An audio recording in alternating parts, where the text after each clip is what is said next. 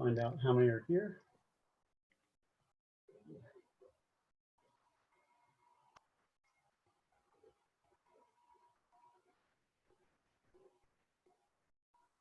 Great. Still populating. We're going to give a few minutes for people to join the webinar, and then we'll get started with our event tonight.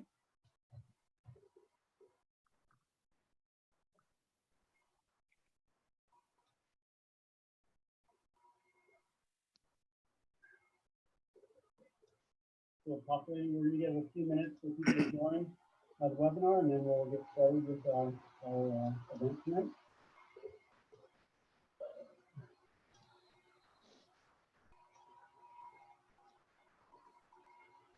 And I've got some background I've got to get rid of really quick. Sorry.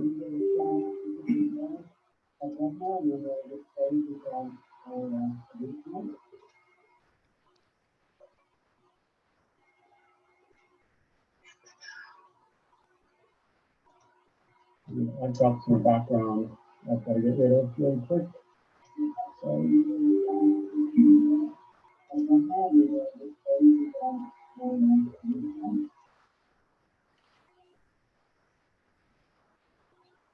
Okay, it's my pleasure tonight. I'm Sean Wilson from the Youth Cycling Association, and it's my pleasure to have Bob Francis and his crew from the Foundation for American Track Cycling, who's going to talk to us about track cycling and how to participate in that sport while we're in the middle of a pandemic and sheltering in place and not having access to any of the velodromes pretty much worldwide. There's a couple of things that I just want to bring up before we get going. The first is that this is in partnership with the Juniors Matter group, and this has been a partnership with us between our two groups to put these sessions together, and it's been a great relationship. The other thing is that this is going to be kind of a formal presentation, which has been a little different than the last couple of weeks. And so Bob and his team is going to go through a presentation for about the first half an hour, and then they're going to have Eddie Huntsman, who's going to lead us off to do the Q&A for the last half of the session. And there is a QA box down at the bottom, and you can put your questions in at any time, but we won't be getting to them until the second half of the show. All right, take it away, Bob. All right, Sean, thank you very much. And thank you to Juniors Matter and Youth Cycling Association, BC Fitness for inviting us to present tonight. We're excited to have the opportunity to talk about track cycling, especially during COVID-19 pandemic. We live in Arizona, me and my co-presenters tonight. We don't have a velodrome here, so we are a trusted source, you might say, for how to effectively train for track cycling when you don't have access to a velodrome. Our agenda for tonight, as Sean just said, we're going to go through some tips and tricks and some training suggestions for you. How do we overcome and go out and do specific track-oriented training without access to a velodrome? And joining me tonight are a few of my training partners, fellow Arizona track racers, Kayla Hankins and Carl Baumgart. And then when we get through the formal presentation and some of the knowledge we wanted to share with you on this topic, we're going to hand it over to our friend Eddie Huntsman, who's going to MC the Q&A section. A little bit about the team presenting tonight. I've been in the sport since 1984. Had some early career successes in the elite ranks as a Cat 1 road and a Cat 1 track racer. Got to do the Can-Am Cup. Got to do the Olympics Festival in '91, raced at the Olympic Trials in '92. And that then led to a pro career for a couple of years in the NCL as a professional crit racer on the road. Also joining me tonight that you'll hear from in a few minutes, my training partner and a fellow board member here at the foundation, Carl Baumgart. He's a 5-time U.S. national champion on the track, a 6-time silver medalist at Masters Worlds. Carl will speak to us on the endurance side of training. Also, you're going to hear from my other training partner, Kayla Hankins. She's from the Lux Cycling Development Team, Roy Nickman's group. She's also part of the USA Cycling Track Olympic Development Program and an ambassador for the foundation. Kayla's a 3-time national champion, raced at Worlds last year, Junior Worlds, 6 gold medals, very accomplished racer. And Eddie Huntsman, who will lead our Q&A section. Eddie's part of Kevin Phillips' iAcademy cycling team out of SoCal. He's also part of the Olympic Development Program on the endurance side. Eddie's had some great results this year, as you can see on your screen. So we're honored to have Eddie joining us tonight and helping out with the Q&A section. A little bit about the foundation. We're a 501c3, and our goal is to promote track cycling, and specifically we focus our organization in 2 areas. Junior development is the majority of our thrust. We raise money and help support the Junior Rules series that we do in partnership with Los Angeles Velodrome Association, LAVRA, out of the Velo Sports Center in Carson. That's the picture on the right there. We've had over 138 junior riders go through our Junior Rules program at Velo Sports Center. The picture in the center there, that's Kayla again. Another thing that we've done with the foundation and our program is to help junior riders get racing experience internationally. Kayla was able to go to Berlin with us and race the juniors section of the Berlin 6-day. You can see her there at the awards ceremony. And the picture on the left, that's Christina Birch. Christina is an elite rider on the U.S. national team. And unlike some cyclists in the national team program that also have a road contract, Christina is 100% focused on the track, and we support her every way we can. Christina is a great ambassador and has also been a mentor to Kayla, and supports our program around the world racing. As Sean said, this is going to be interactive. We do have a few slides to share, but we want you to use the chat box or the Q&A box on your screen there to submit your questions. While we're going through the slides here, go ahead and get your questions ready so that when we hand it over to Eddie, we've got some good discussion points to talk about. So here we go. Let's kick it off. What I'm going to share here in the first section, part 1, is the bone basics of how do we try to safely go out and train on the road for track cycling. Here in Arizona, we have what's known as the Legacy Velodrome, and what it is it's a relatively flat road that's approximately 2 kilometers in length. And you can see on this Google Maps here that it's not a through street. It's a T on both ends, which means it's relatively safe. It has a pretty good bike lane on it, not a lot of vehicular traffic, but most importantly, this section in the middle here is ideally suited for the typical track lengths, 1K, 500 meter, 200 meter, whether you're doing starts or flying efforts. So how did we set up Legacy Road to accomplish our track? Well, one of the things we did is we went and you can find this at Home Depot or Amazon or anywhere, but you get one of these contractor measuring wheels that you can find them as cheap as $29 on up to the more expensive ones. But basically what we use this device for is to measure out the distances for our different training efforts. So whether we're doing a quarter lap start, a half lap start, a 200 meter effort, a 100 meter effort, a 500 meter effort, we use this device, which generally when you purchase these things, they read feet and inches, but you know what your track disciplines are and the different length efforts you're going to do for track training. And with this device, you need to also do a conversion. There's plenty of websites out there, this one here, Metric Conversions, so that you can convert feet and inches to meters. And that way you know where to mark the road, which you see here. So we've basically set up Legacy Road to be a straight flat velodrome, if you would.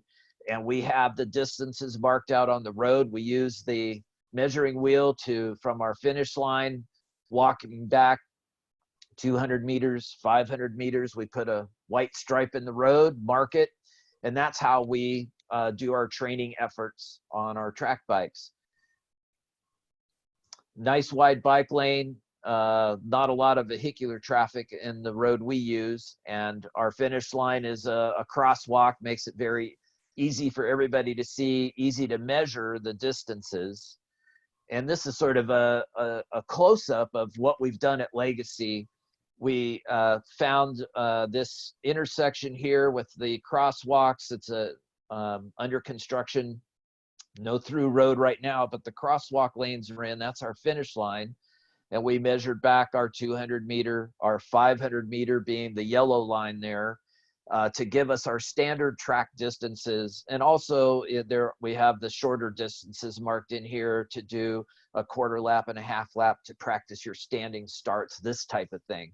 But super easy to do for less than $30, $30 or $40. You can get the measuring wheel, a can of spray paint, go to the website and measure your, get your metric to feet conversion so that you know where to put your marks. Go out with a can of spray paint, lay it on the road, put your marks down, and now you have your own velodrome out on the road to do your track workout. So let's talk about some specifics. There's a lot of different disciplines within track cycling, so I'm going to pass it over to my teammate Kayla now, and Kayla's going to take us through what sprinters are doing. Kayla, over to you. Thanks, Bob. Especially for us sprinters, it's hard when you don't have a track to practice things like warming up and just simulating what it would be like on a race day. So you want to make sure that you can do everything you can to make everything like controllable as similar as it can be to what it would be on a track. So for example, one of those things is warm up. I bring rollers every single day when I go to Legacy, and I set them up next to the car, and you do a warm up how you would do at a normal track. And that way it can be the same way that it would be on a track, and you practice how it would be on a race.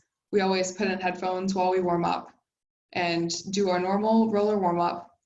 And then I always bring a mat with me and set it up next to the car in the shade. And I do my dynamic stretches, jumps, isometrics, whatever else you need to do. And then we do an on-track effort, which is basically an on-track effort. You just go on the road and do one of the sets of what you would do in your workout. You can go to the next slide.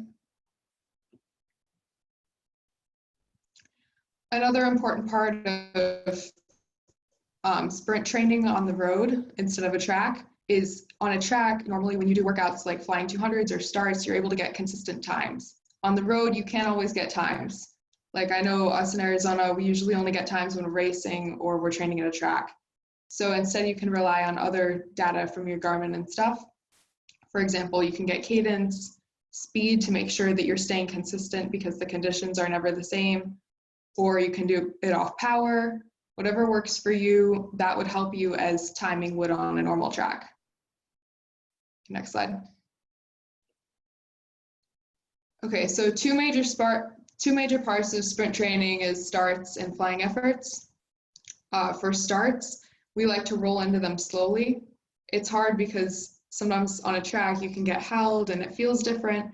But honestly, if you start doing starts a lot on the road, the transfer to track is actually pretty easy. We just roll into them very, very slowly, and then we go from there. And it's not perfect, but nothing is. You're going to be at a race, and not all the conditions will be perfect, so it's as good as we can get. Flying efforts seem a little bit hard to time, especially because when you're at a track, you're like, oh, you stand up at this banner, you accelerate at that banner. Here, it seems more of a guessing game, but we have some tips that make it easier. For us, usually doing flying efforts, we like to go in increments of 100 meters. So say we're doing a flying 200. We start a seated acceleration at 400 meters out, and then do that for 100 meters. And then at 300 meters, you stand up and do the sprint. And then you sprint for 100 meters, and then by the time you sit down, you're at 200 meters. So you can kind of break down the parts in increments of 100 meters that you can mark on the road with spray paint, and that makes it a lot easier to time the flying efforts. Again, they're not perfect, but you can always figure out how to make what you can control and make the best of it, because that's all you have. You can go to the next slide. Another big part of sprint training is the gym work, which All of our gyms are closed all over the country and most of the world, so everybody's dealing with this problem. If you can, there are a lot of cheap sets of gym equipment on Craigslist and eBay, Amazon. You can get new equipment and stuff. You just have to do a lot of searching. I found used equipment. I was very lucky to come across them on Craigslist for a reasonable price. Some important stuff to get is like a barbell if you can with a squat rack. Obviously a wide variety of weights, a hex bar, and with those you can get most things done. We've been lucky that I was able to find that because now Bob can come over and we're able to both use the gym equipment, but we stagger when we use it, so we don't use it at the same time, and we both wipe down all the equipment after we use it, so it's very safe. And if you're unable to get gym equipment, then a good substitution is big gear track efforts. So you can just put a big gear on your track bike and do a starts workout or something like that, and it's the equivalent of having a gym workout if you're unable to get any gym equipment. But usually you can make the best of what you can find. Just you have to be a little bit creative. You can do step ups on a set of stairs. You can do jumps. A weight vest is cheap on Amazon. That's another option. So you just try to make the best of it. And that's all I have to say about sprinting. Now Carl can talk about endurance a little bit. Sure. Thanks again, everybody, for having us. It's a pleasure for me to be on here.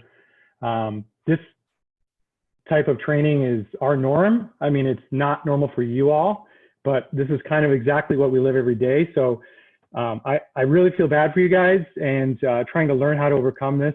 It's not as hard as you think, in my opinion. You just have to find safe roads like we did, and you have to be able to do a little creative out of the box thinking. And that's really how like I said, I've trained the whole time here for this. Specifically from the track standpoint, I kind of look at my workouts in two parts, because I do endurance, but I also do events like the Kilo and the Pursuit. You can see in the slide that I'm on my track bike here, but a lot of my workouts end up on my road bike, and I end up doing some of the same type of efforts that I might do on the track if I had access to the track. I just convert them to my road bike. But for say like the Kilo, and not just the Kilo, actually, that's as long as I can go. The Kilo, I can use Legacy Boulevard, and I can run the distance, because the distance is the distance.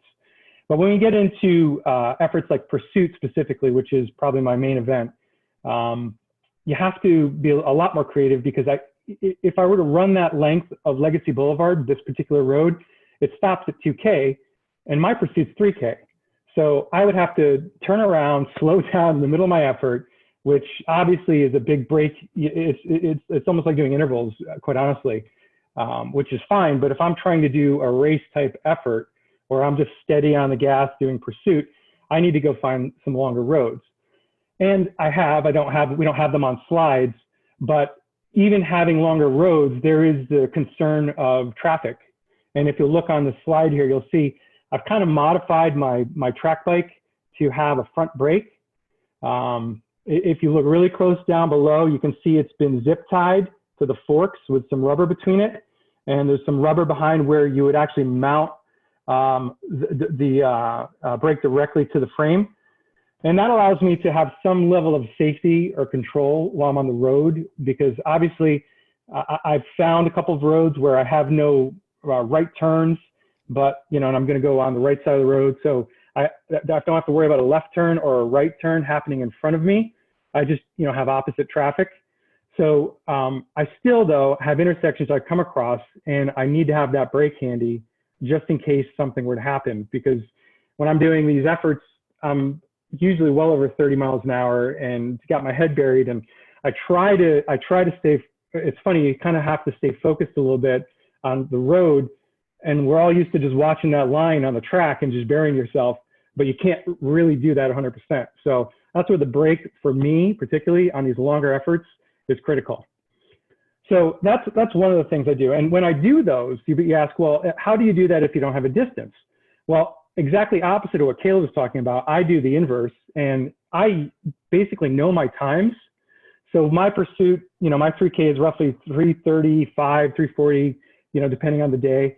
I'll go and do those efforts. If I'm doing a full race-based effort, I'll do those efforts and I'll just hold it. And I have my interval timer set up on my Garmin to time out at that time. So I know that I'm done. 3.5 minutes, 3:45. I can extend them if I'm doing different types of intervals, maybe not 100% effort. I'll go maybe 4 minutes.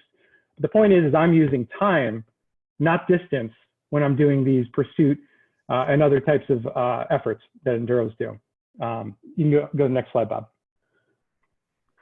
So one of the other things that we do, again, for pursuit, but also we do it, I know the rest of the team, we all work with this gentleman, JP Hallam. He's awesome to have here in the Valley. We get behind him, we do some motor pacing right outside. It takes a very skilled motor rider to trust. And we are very smart about it. We don't, that's about as close as you'll see me getting to that wheel. I don't like, I know on the track, I've been taught to try and get as close to the thing and almost, bump it, almost super on top of it. But, on the road, we got to be a little more cautious. So, JP's got a steady hand and we just keep a little bit of slack in that space.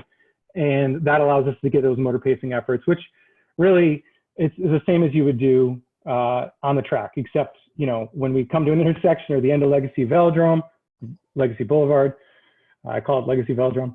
When we get to the end of the road, we've slowed down. JP he'll put his hand back so I can see, and he'll kind of stop us and say, we're coming up to traffic. As you can see, my head's buried in that shot.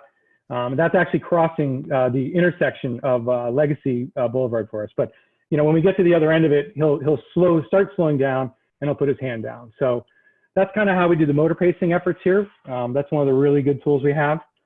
And next slide, Bob. So another thing, obviously enduros, we do mass start. I don't just do pursuit, and I love to do the mass start events. So getting out there, longer efforts, intervals. I do it on the road. I still do it on the road. But a lot of times if my schedule is such where I can't get out there or it's just too hot, like it is right now in Arizona in the afternoon, after this call, I'll jump on and I'll get on my trainer and I'll just go Zwift it out. And I can still do my same workouts. So I'll do things like mass start intervals, where I'm doing efforts like points race efforts where I'm on the gas, like the last 3 laps before the bell, and then sprint, and then I'll back off, and I'll go on, and I'll back off, and I'll go on. And back. So I can just keep doing that back and forth, either on the road or on the virtual trainer, the smart trainer. But you don't have to do it if you don't have that equipment. It's just a really good option. If you don't have a road or an area where you trust and you can get access to even just a trainer.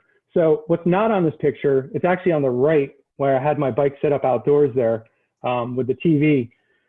Before I got the smart trainer, I had just my feedback rollers. So I literally would mount my bike. I could do either my track bike or my road bike. I'd mount it, the fork on the front of the feedback rollers. And on the back, I would just have the wheel spinning around, and it's not as effective for creating true wattage. I'm using the power meter on my crankset. That feedback roller is a little slow to pick up resistance, but it works. I mean, and again, Kayla mentioned before, it's not perfect. I'm able to get the efforts in. So it's another tool we have to use to work. So. And so that's kind of basically the overview of what we do. I mean, I won't get really too much more into specific workouts and stuff, but just being smart about, going on the road when you have a track bike underneath you, understanding that if you don't have the brake, that you use your legs to slow down and be heads up about intersections, or, we have a lot of wildlife here. So I'm always cautious and eyes up, particularly in early mornings when they're out and about, that I just want to be cautious and eyes up. I've never hit anything, just to share. I've never had a problem in all the years I've done this, but it's still always in the back of my mind to be super cautious on the track bike. And on the road bike, it's great because it's just like, I got full brakes, and it's just like going out there, and I can still do the effort part of it. So Bob, that's all I got right now. Great. Thank you, Carl and Kayla. Appreciate those tips and tricks. We're now going to transition to the discussion part of the program. We're looking forward to answering your questions. So Eddie is going to take over control now. Hopefully we've gotten some questions submitted there, Eddie, and I'm going to hand it off to you. Again, on your control panel there, you can use the Q&A tab to submit your questions. And we'd love to have a discussion tonight for the remainder of our time together. So Eddie, over to you. All right, so there are no questions in the Q&A, but I can read some of the questions in the chat that some people asked. So number one is, I have a few questions for the panelists. For Kayla, what do you like about riding bikes? Do you do other disciplines too, and which do you like the best? Do I do other sprints? Sorry, was that? It was, do you do other disciplines too, and which do you like the best? I have done other disciplines. I actually started out in road, and I've done mountain bike. I used to race the NICA series, but track has always been my favorite. I like the speed of it. Even not having a track here in Arizona, it's always been really fun going out with my teammates, Bob and Carl, and some other people go out in the mornings, and it's always just been really fun. I really like lifting, so I kind of found sprinting through the ODP, and that's now my favorite discipline. Yeah. And for Bob, track cycling generally is a smaller part of the sport in the US. How important are the community programs in building this discipline? Like what Peter Taylor and Star Track are doing in New York, or what they're doing in San Diego? Oh, that's a great question. And we love to partner. I mean, that's sort of the spirit of the foundation, and with Carl's help and Kayla's help and Christina Birch, our ambassadors around the country, we love to partner with Peter especially. And there is this great community in track cycling because we see each other a few times a year at nationals, sometimes at Worlds, sometimes at the 6 days, sometimes over in London. It's an opportunity to share resources and to overcome some of the challenges, because track cycling is a niche sport in the US anyway. Funding is always a challenge. One of the reasons we started the Foundation for American Track Cycling was there were riders that were desperate and had the talent, had the capability. USA Cycling was willing to invest in them to go to international events, but how did they survive the rest of the year? So there's a number of riders that are in our program now, Christina being an example, Missy Erickson before that, Nate Cook out of LA. Nate, when he was in this transition where he was hopefully pursuing the Olympics, and then for a whole host of reasons, there wasn't a men's program. So Nate found himself racing at the 6 day series. And so we put together a fundraising program with Nate to raise money to help Nate get to races. And we've partnered with coaches like Tim Roach to help other juniors go over and get racing experience in Berlin, Copenhagen, London. And there's a long list of current pros and top elite track racers that in their development years, we were able to help. And so partnering with different organizations like Youth Cycling Association, Sean's organization, to do clinics in San Diego. Our network is vast, and we love to connect with people to help facilitate, especially juniors, learning some of the core disciplines of track cycling. Johnny Walsh. Johnny and I met racing in 1985. Over 30 years, I've known that crazy guy.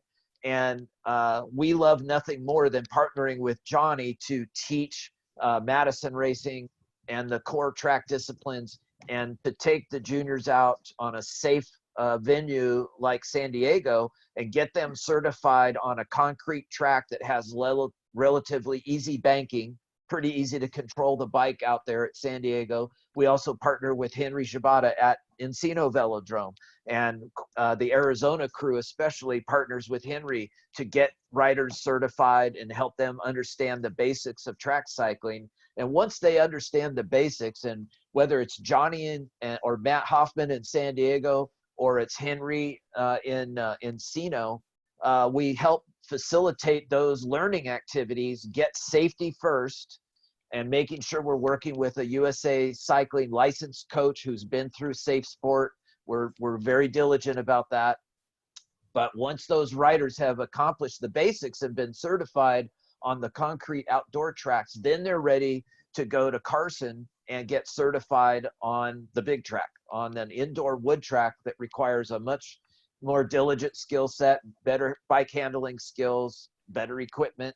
But that's what we try to do. Our typical pipeline, if you would, is connect them with a coach, help that early development phase. Sean's run many of these programs as well.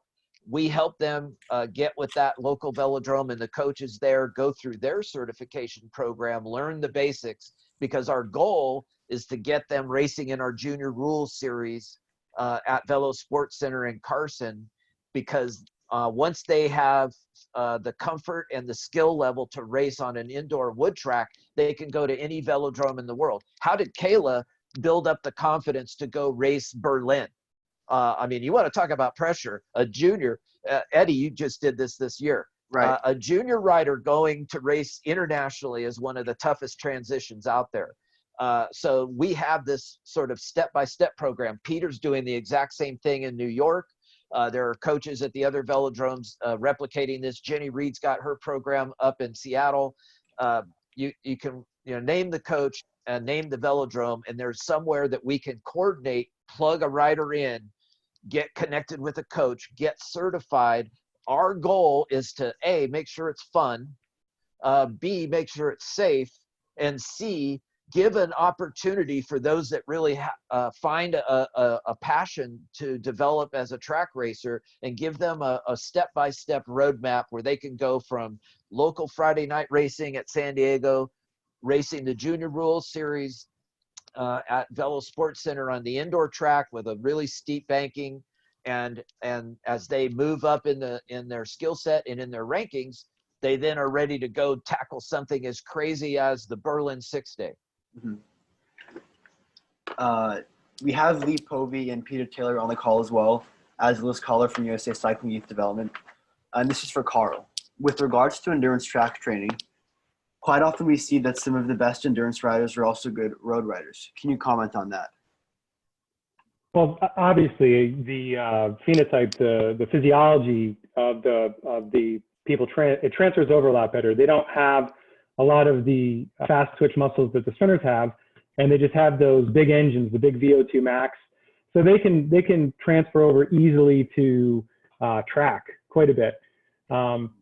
Myself, I don't know what I am. I'm kind of this weird all-arounder guy who does kilos, and I don't technically sprint out of respect for the sprinters. I jumped into the pool once, and I chose not to do that again. But I think it's easy for road cyclists who have not tried the track to come over and start with enduro events, particularly the mass start events. Things like the Pursuit, unless I would say that attracted me because I was a time trialist first, which is weird to hear, but that's where I left the road, was as a time trialist to come do track racing. So time trials and Pursuit, great matchup. Mass starts and road racing, a great matchup to get people interested in the track. And then once you get here, you're gonna find what really you love. So.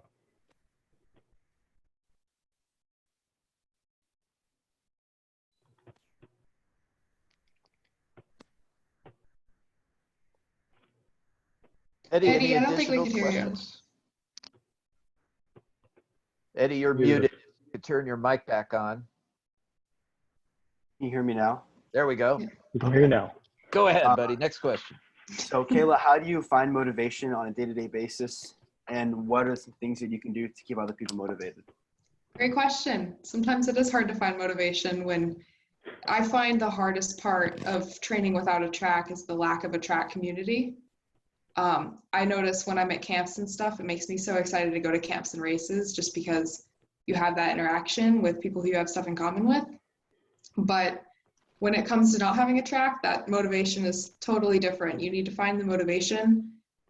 And if I find motivation in Bob and Carl, we meet up as a group and that's super fun.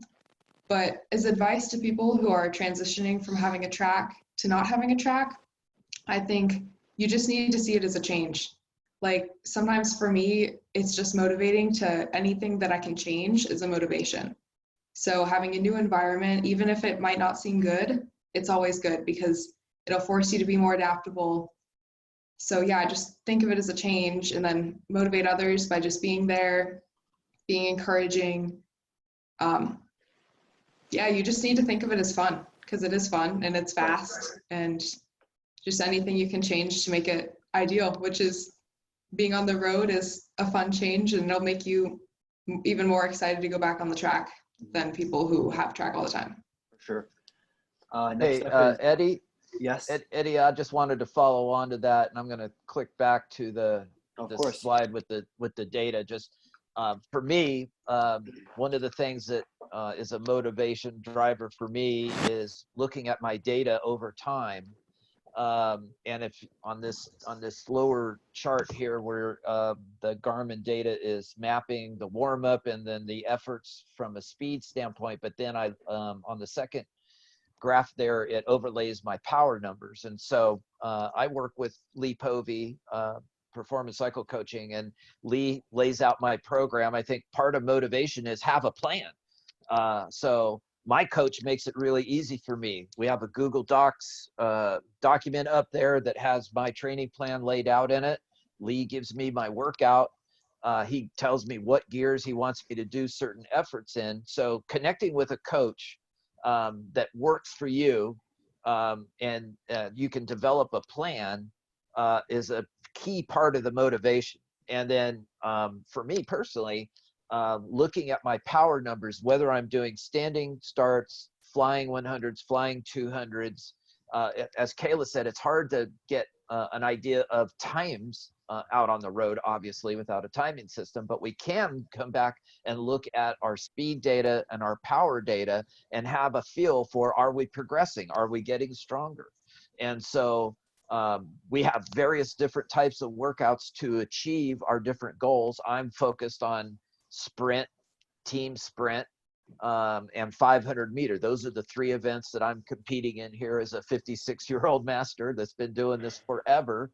And I'm learning things, and with my coach, I'm unlearning bad habits that I've picked up over 30 years of bike racing. Part of that is having these detailed metrics. And we're not talking about spending a whole ton of money here. For you junior parents out there, you know, investing in a Garmin, a cycling computer, and maybe a set of power pedals, or however you can get power into your Garmin, whether it's a crank meter or in the pedals, but having those metrics. Sometimes it's something as simple as just speed.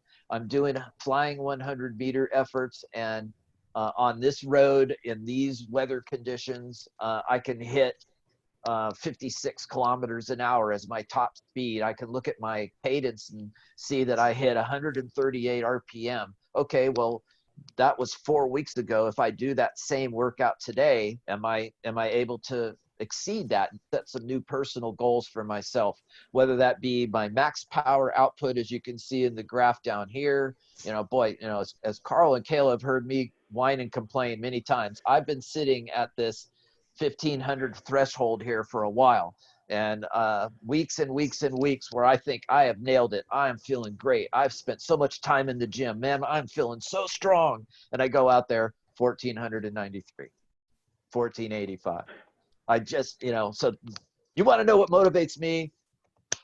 I'm going to keep hitting the weights, and I'm going to keep hitting these workouts, and I'm going to keep my teammates, Carl and Kayla, pushing me, because this year I'm going to be consistently exceeding that 1,500 watt mark on my efforts here. That's one of my goals that keeps me, and having data like this is key to that motivation. Eddie, back to you.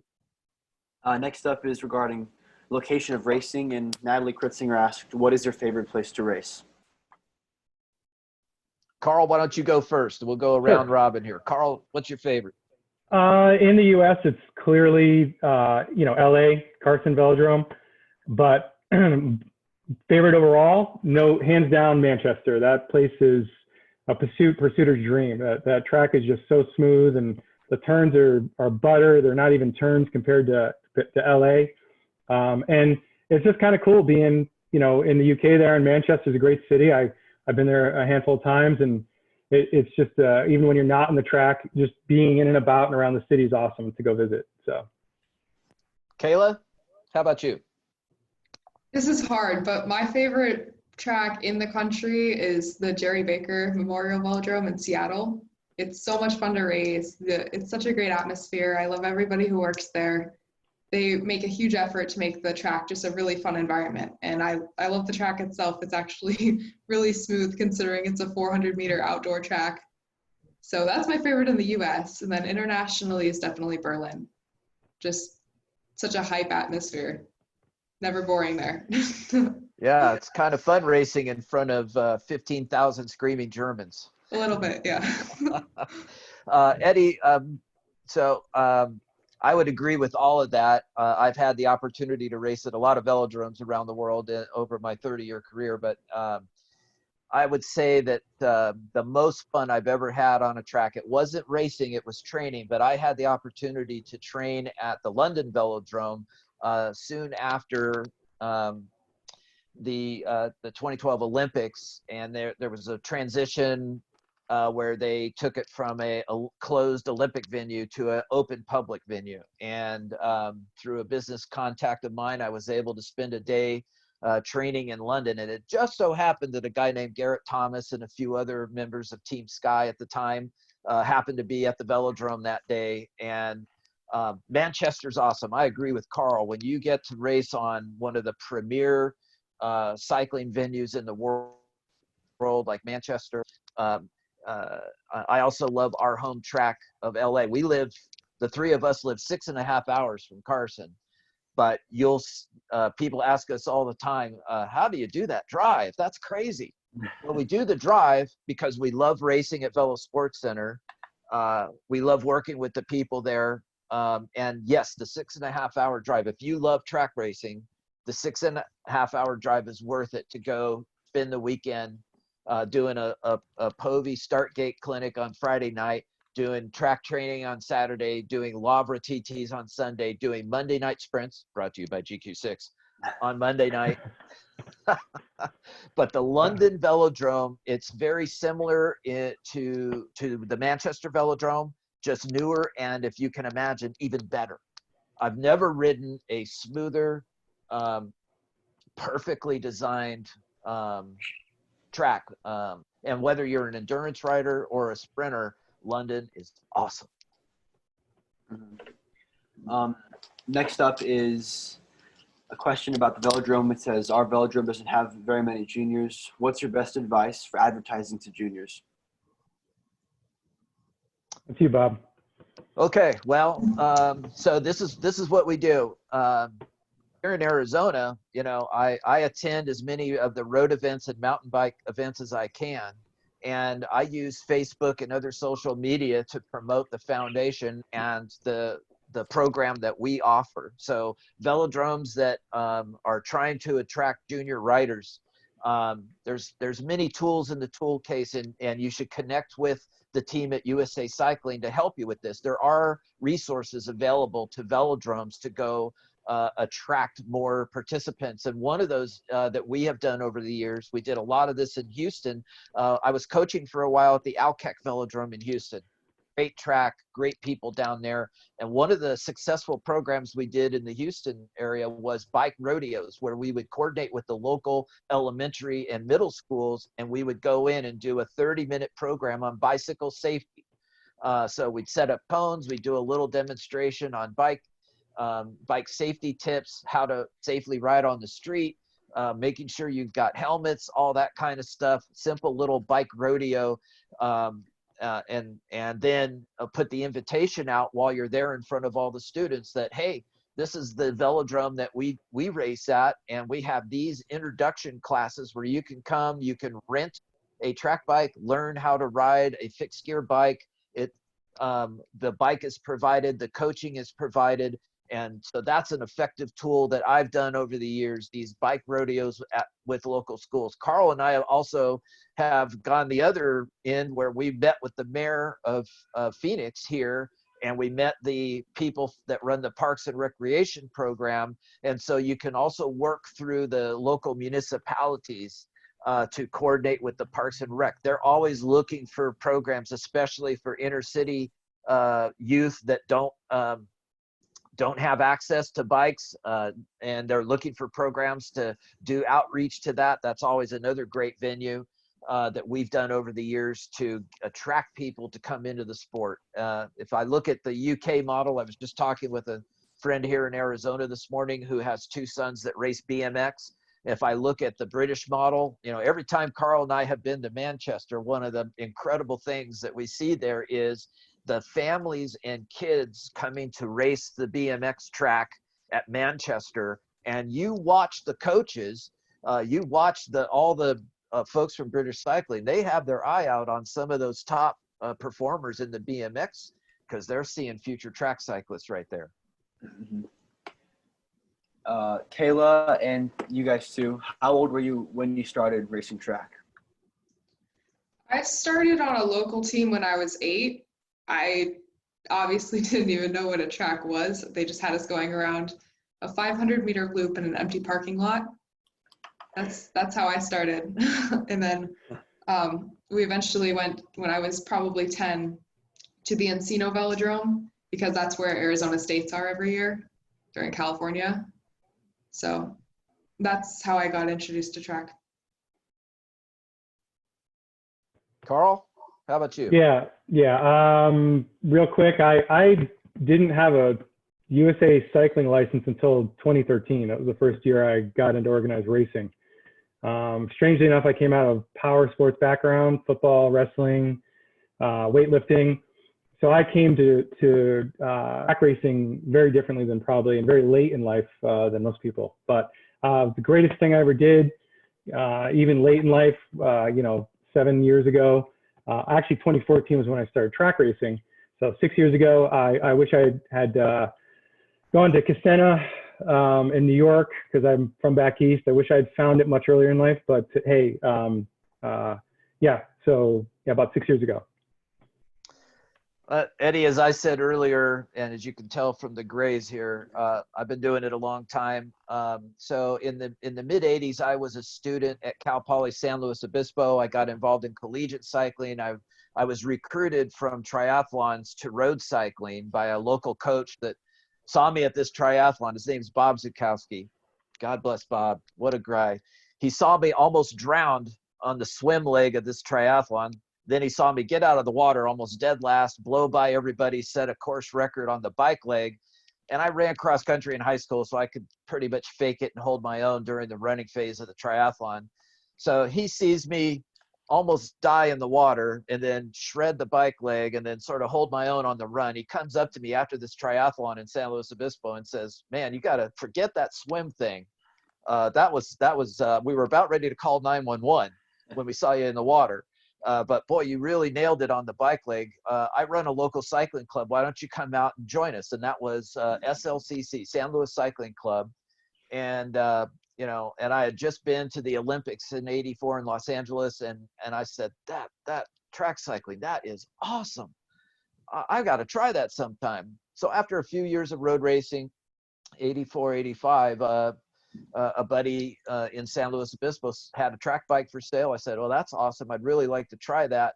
And I went up, and my first velodrome I ever rode was Hellier Park in San Jose, California. My parents lived in the Bay Area at that time. So I went from San Luis Obispo, drove north, raced, learned how to race. It was actually Bobby Walthauer's dad was coaching along with a few other coaches out there at San Jose at the time in the mid 80s. And that's where I first rode the velodrome, was about 80, 85, 86 in San Jose. And then as I got totally consumed and fell in love with track cycling and started competing on a regular basis, we drove from San Luis Obispo every Friday. We would drive 3 hours south from San Luis Obispo down to Carson, the old outdoor Carson track, the original 7-Eleven Olympic 333 track. And we would race Friday nights. That's where I got to know Johnny Welsh and many other of our Southern Cal friends in the 80s. Race at Carson on Friday night. And then at that time, there was Saturday night racing at Encino. So we would leave San Luis Obispo on Friday, race at Carson on Friday night, race at Encino Saturday night, and then find a crit or a road race, some road event to race on Sunday. and then head back home. Mhm. The next question is actually going to be about the Hellier Velodrome in San Jose, and it's asking if you work with anybody at Hellier Velodrome.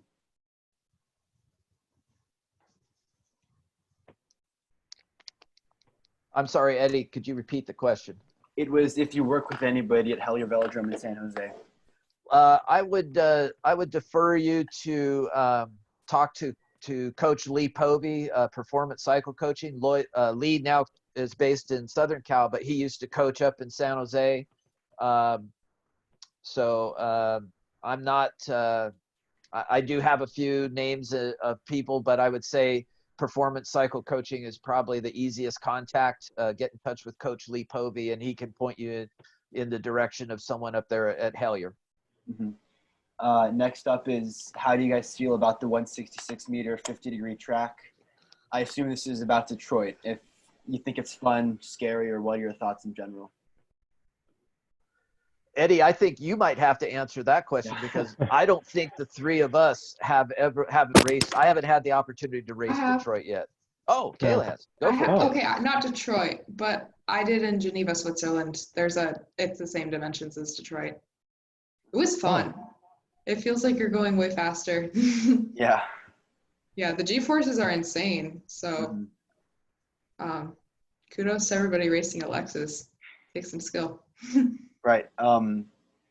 Next up is about Kayla. It's asking you about your goals and if you could tell us more about what the ODP is. Yeah, so the ODP's main goal is the 2028 Olympics in LA. All of our riders, that we have an elite team and some juniors, we're all aiming for the 2028 Olympics as our main focus. That's my personal goal as well. I hope to maybe 2024 Olympics, but 2028 is for sure the aim. And then also World Cups and stuff.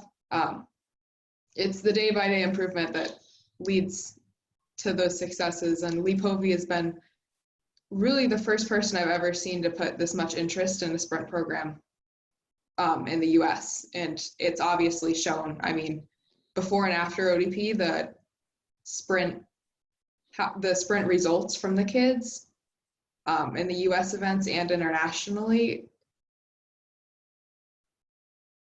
is a stark difference before and after ODP. So I think that's thanks to Lee's program and his coaching and everybody who supports it, honestly. Next up is comparing heart rate versus power, and specifically about training as a junior, whether you would typically use heart rate or power for any given training day.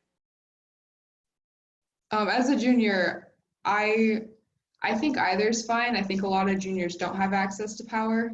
Actually, my first workout using power on a sprint workout was just yesterday. So, so I think it's very helpful to have the power workout. I think it's helpful to use data. Bob and Carl, I know, use the data, but one of the most important is probably cadence. So you can see your cadence because it's important to keep up your cadence. It transfers over to the track. And also heart rate, I guess, is more for endurance. You could go by heart rate zones. Yeah.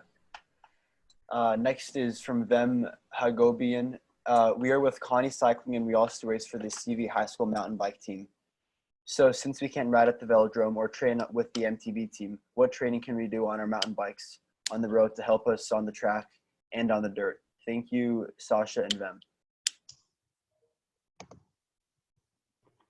You've done both, so mountain bike. I've never raced mountain bike, so I don't have anything for that personally. Kayla, I think you should take that one as the one who's actually has the most recent racing and training, both mountain and track. So what could you answer for in there?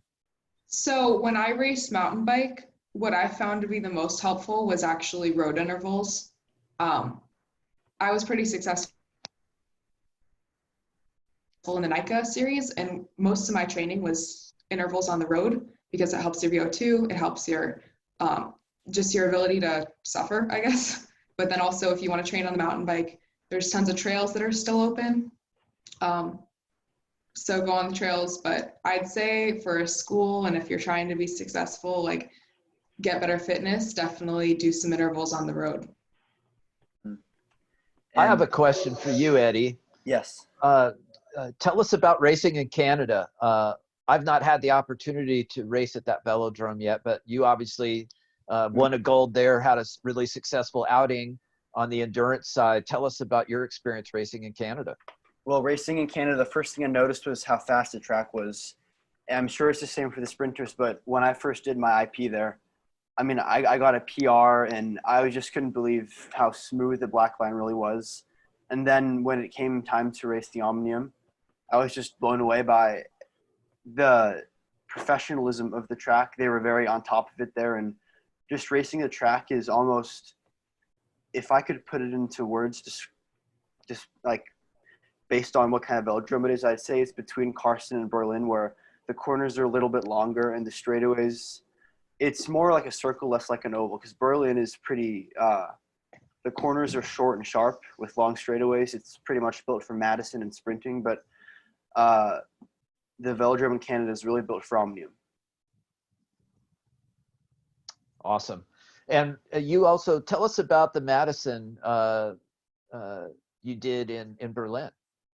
The Berlin Madison was amazing. I had a partner, Wolfgang Lockmiller. He came over and raced the U19 Madison with me. We did pretty well the first night. We actually tied for second. And over there, it's like you can't put rules on those guys. Like, if you exchange over the red line, people are going to go underneath you. It's no one goes over exchanges there. It's all, if you can squeeze under, you go under. That's pretty much rule number one. Because if you're going over, you're going to be riding the balustrade for 2 laps, just going over people in relief. Wow. Yeah. Question to our moderator, Sean Wilson. Do we have a hard stop here at the top of the hour, Sean, or can we just keep going as questions come in? That's really up to you guys. We do not have a hard stop. Okay. Well, Eddie, you tell us when we run dry on questions. All right, we got 3 more so far. First up is, how long are your training sessions? Oh, that's a great question. I'm just going to shoot back here to the data slide. So the timeline here represents approximately 2 hours. So for me and Caleb, because we're both doing kind of this sprint training, typically our workouts are between 2 hours and 2 hours and 20 minutes. And you can see the rollers section here where we're doing our standard roller warm up, and then we go do a jump or a warm-up start in our warm-up gear. Then you can see the gap in the data there between the warm-up and the 3 sets of efforts. That's because we're changing into whatever our workout gear is. And then we, in this particular workout, we're doing three starts, a quarter, half. That's why the third one spikes a little higher, quarter lap, half lap. And then we take about 20 minutes of rest in between sets. So when you put all that together, it's just over 2 hours typically. Caleb, if you want to comment on that. Yeah, I agree. They're around 2 hours usually. As long as you're efficient and have proper rest, which is important to usually do things how you would do on a normal track. So just try to emulate what you would do there. I'm all over the road on that, all over the place. I've got track workouts that are very similar time-wise to what you guys do, particularly when I join you. But there's a lot of my workouts as an endurance rider where I'm on the road. I can be as short as an hour and 15, up to really long base rides of 3.5 hours tops. I don't really push myself much further than that. There's no point to it. So yeah, so I'm kind of all over the map. There's no specific time limit or guideline. Now, about the different tracks, I'm sure you guys can talk about Legacy too, but I think this is more for indoor tracks. And the question is if you guys ever get nervous on the track, and what about if you've ever crashed? Do you think about crashing, and does that make you more nervous?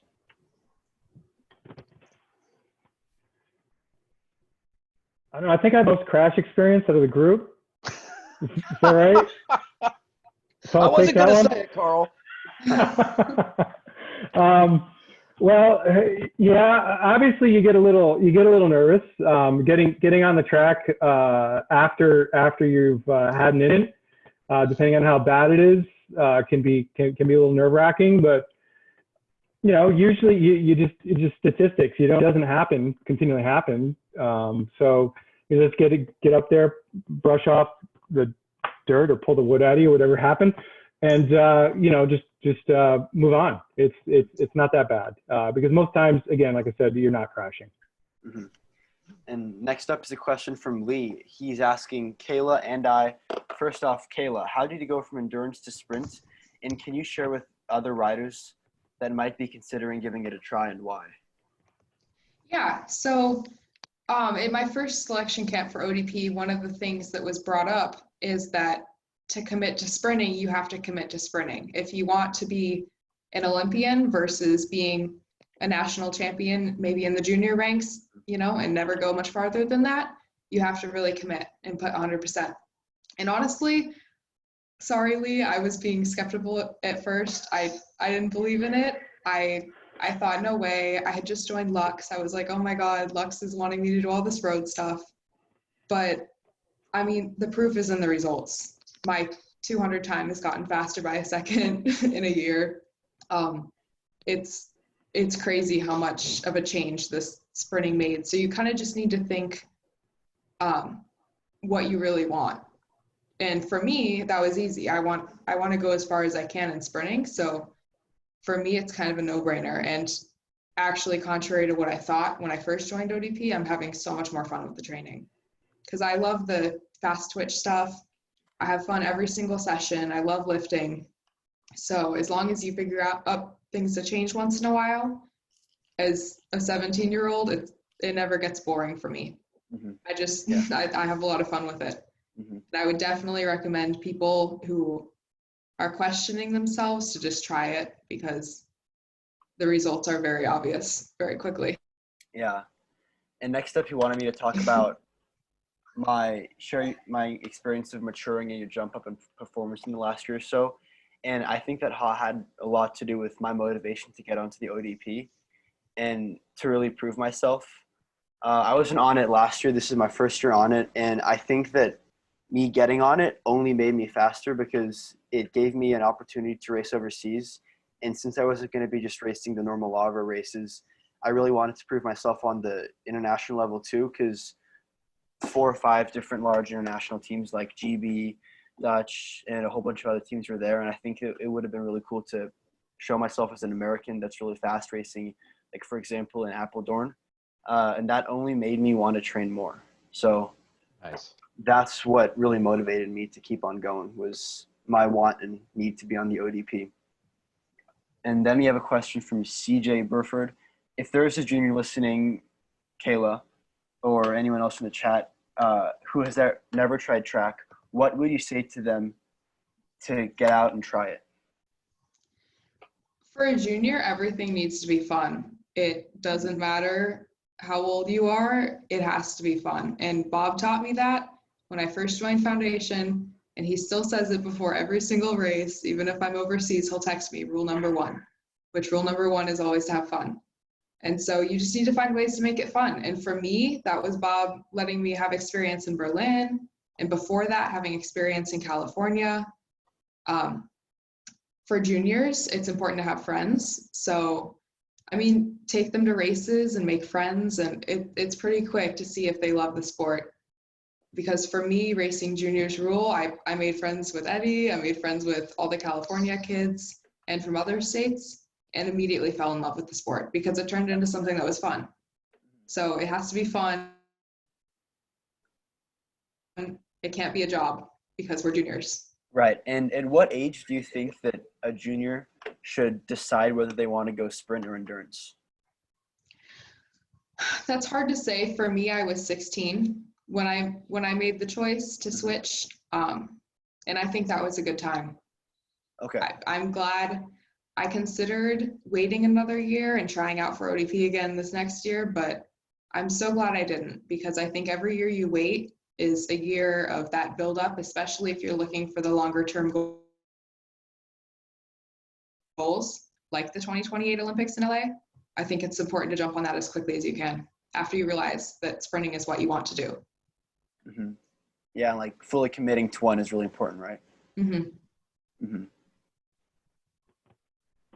And that is it. We're all out of questions. Okay. I do have one question that was Okay. forwarded Oh, to me. throw it out. Throw it Really? at Sean. Really directed at Bob, and it's a loaded question. I got to get to it here in my turn. All right. Yeah.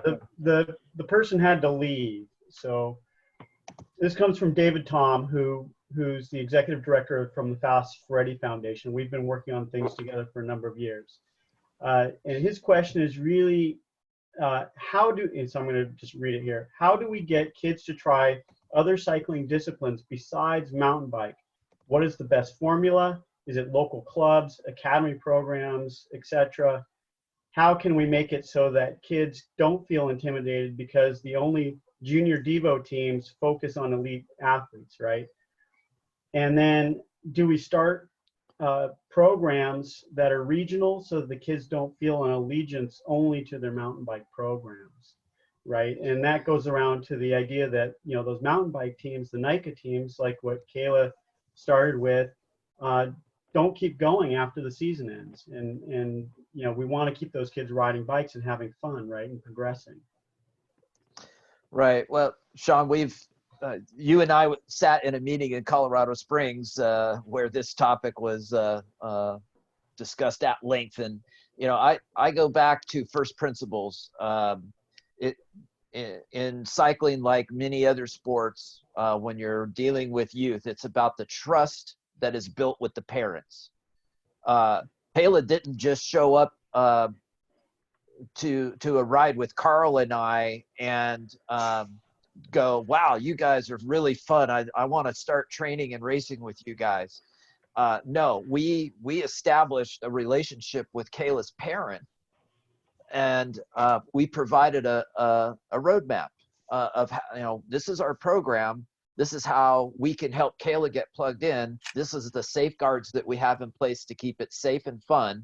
And you build relationships. So if I think back to my experience way back in the 80s, Sean, it was a local club, San Luis Cycling Club, that was a mix of first time, brand new, Cat 4s at the time, have only, you know, just started racing. Many of them didn't even race. They were just interested in joining a cycling club because they wanted to do the Saturday group ride. They didn't even think about racing yet, but it was Bob Zukowski, who ran the local cycling club, who did the outreach, that built relationships, that showed up at local events and said, hey, I run a cycling club. Why don't you come out, bring your bike, and join us on our Saturday ride? And whether they were capable of riding 5 miles or 55 miles, it didn't matter. He put the invitation out there. He showed that we had a program that reached anybody at any skill level and connected them with the local club. So I'm very passionate about that outreach of the local club, and the success of NICA and these kids having a connection through their school to go out and compete. We have that infrastructure. We're just, you know, unfortunately, haven't been real smart about how we've communicated that. So it's all about building relationships. The phone call I had this morning from the parent of 2 local BMX kids who want to start racing the track, that's because I communicate out on social media. These are our programs. This is what we do. These are the athletes that are involved, and it covers from first-time beginner to a 5-time national champion like Carl to an ODP racer like Kayla. We have room for everybody at every skill level, and it's the local clubs rethinking their outreach to how they connect with those NICA kids or kids involved in other sports. I have many friends back east and in Colorado that have made entrees into the skating community. And they use cycling sometimes as an off-season training program and have converted some of them over to become regular participants in racing. So I really think it falls back on us at the club level to have that facilitation and that outreach, and it's about relationships. Sending emails doesn't work. It's the taking the time to go build relationships. Just as Bob Zukowski showed up at a triathlon and made a joke out of me almost drowning on the swim leg, and then saying, "Why don't you come ride your bike with us?" That's how I got involved in bike racing. And I live by that, Sean. I try to replicate that. I go to local events, and I put the olive branch out there. I do hydration stations through GQ6 at triathlons, wherever there are athletes that might be potential track racers. I'm going to show up there and say, this is what we do, and give them the invitation to come join us. And so just really quick, so Juniors Matters, one of their big things is actually networking. And so to anybody that has a junior club, if you're not listed on Juniors Matters already, go to their website and fill out their online form and get listed. If you're looking for a local club, go to Juniors Matters and look at the database that they have. You just click on your state, and then you can find the clubs that are listed there. USA Cycling also has a database of those clubs that you can find. It's not as user friendly, but we're here as resources both through Juniors Matters and the YCA to help you find those kind of resources that Bob's driving at. I also want to hear from Eddie and Kayla about their kind of experience getting into the sport and how they found that it was fun and continued with it. Mm-hmm. Kayla, do you want to take it off?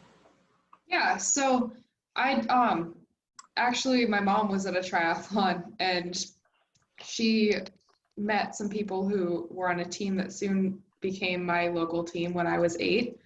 And my coaches made it very fun when I was younger and took us out to the parking lot. And it was, they had a very good relationship with my parents, and my whole family was involved. And then they took us to the track, and it was fun. And then when I kind of outgrew that team, my mom actually saw a ad or something for the foundation on Facebook. It was like, Kaylee, you should give this a try. So here I am. Bob and I first met in a Starbucks with my parents, and we realized it was something I wanted to give a shot. And he gave me a lot of racing opportunities that I wouldn't have otherwise had. I always felt like I had a place on the team, and I still do as an ambassador. And that's just a really important thing to have. Now, when I started racing, I grew up on Sean's team, which was, well, first off, I was on Rock Form, and then Sean developed GS on Yama, which was a great opportunity for me to develop my skills as a junior cyclist and travel around California, race with, and actually have a proper team. And then after 3 or 4 years on GS on Yama, Team California merged with GS on Yama, and then there was a Team California Juniors that was still run by Sean. And it was really a great experience for me because from there I was getting recognition racing at races like Nevada City Classic. And then I met Team Swift, and I've been on their team, and track has always been a part of me. So I've always wanted to be on a good track team, and through that, my coach Roger Young, he's a trackie. I met Kevin Phillips, who runs iAcademy, and he found a spot for me on the team, which was a great opportunity because he also took us, me and Wolfgang, to Berlin 6. And then from Kevin's support, I really found a place for myself on the ODP, which is where I am now.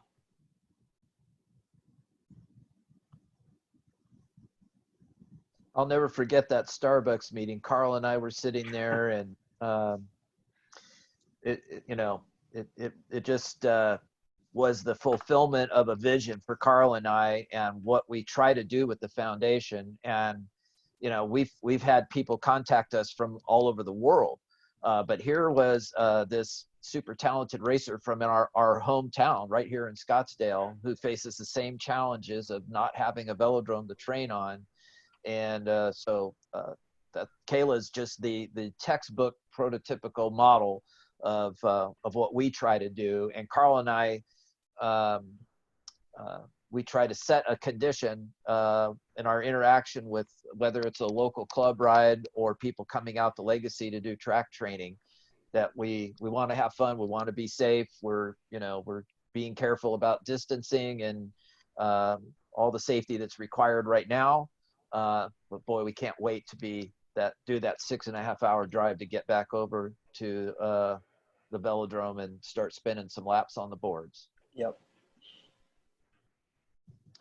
Sean, I'll just conclude by saying we're here to support Youth Cycling Association and Junior Matters. We're a resource that has connections with velodromes and coaches all over the country. Folks can go to the website, fatcycling.org, and go to the Contact Us page. There's an email submission form on our website that you can write to us. And we'd be happy to field any additional questions, whether that's for Kayla or Carl or me or Eddie. Just go to the Fat Cycling website and submit your questions there. If you think about something, oh, I wish I would have asked them this, just shoot us a message on the website and we'll be happy to field it for you.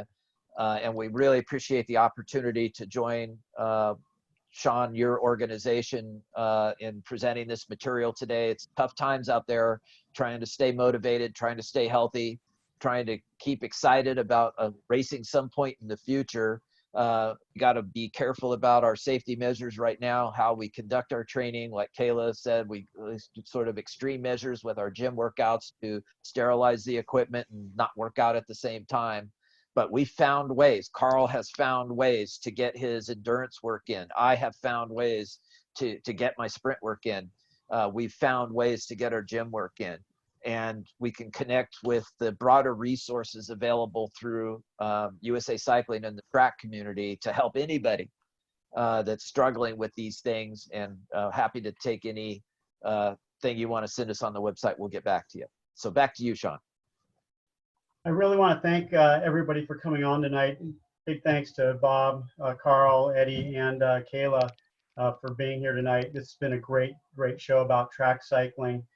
We actually have had a lot of representatives from different tracks here tonight. You know, we have John Walsh, who works a lot down in San Diego, Lee Povey, who's worked both at LA Velodrome and at Hellier Park. We have Pete Taylor out there from Star Track at the Casena Velodrome. And then we've had others from Detroit coming in talking about their elite programs and how they're merging with the juniors to help out those programs also. So I think we do have a lot of movement within the United States for track cycling, which is great. And hopefully we can work together to kind of bring it up from being a niche sport to something that's much broader and being able to do things that can partner with the other disciplines to bring everything together. And along those lines, next week, we actually have Mari Holden coming in with Megan Jastrab, who crosses multiple disciplines, as we well know from her escapades over the last year and a half, and Emma White along with them. So with that, I want to conclude it for tonight and thank everybody for coming out. Yeah, thank you. Thanks, everybody. Thank you. Bye now. Thanks again.